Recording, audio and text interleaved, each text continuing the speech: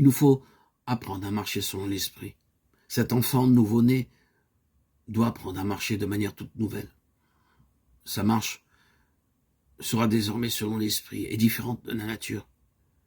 Il pourra glisser souvent et faire peut-être des chutes, mais qui ne seront pas mauvaises si elles sont les marques d'une marche dans la foi plutôt que d'une position immobile dans la désobéissance ou la crainte charnelle.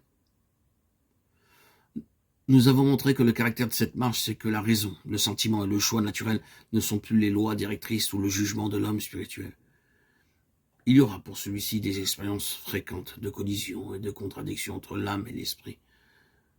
La raison dicterait un certain chemin, les affections pousseraient dans une certaine direction. La volonté chercherait à satisfaire ses jugements et ses désirs. Mais il y aura un point d'arrêt tout à l'intérieur, quelque chose d'obscur, de lourd, d'inerte, d'engourdi, tout au fond de nous, qui arrête tout, qui nous contredit et ne cesse en fait de nous dire non. Ou bien ce sera peut-être l'inverse. Un appel et une contrainte intérieure. Ne trouverons aucun encouragement de la part de notre jugement ou de notre raison naturelle et seront franchement contraires à nos propres désirs, à nos sympathies, à nos inclinations, à nos préférences ou à nos affections naturelles. Tant que nous sommes dans ce même domaine naturel, nous ne sommes pas disposés à répondre à cet appel intérieur. Dans ce cas, ce ne sera pas le jugement qui s'oppose au désir, comme cela arrive si souvent dans la vie de chacun, mais le jugement, le désir et la volonté s'uniront ensemble contre l'intuition.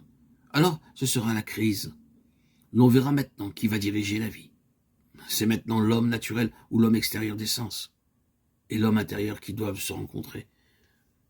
Qui l'emportera? Apprendre à marcher selon l'esprit, c'est la leçon de toute la vie du nouvel homme. Et à mesure qu'il se défendra, et cela arrivera pour finir, il prendra l'ascendance absolue sur l'homme naturel et sa pensée. Et grâce à l'énergie du Saint-Esprit qui agit dans le nouvel homme, l'œuvre de la croix s'accomplira pour briser la pensée de la chair, qui, dans les choses spirituelles, aboutit toujours à la mort, et pour mettre sur le trône la pensée spirituelle, qui est vie et paix. Romains 8,6.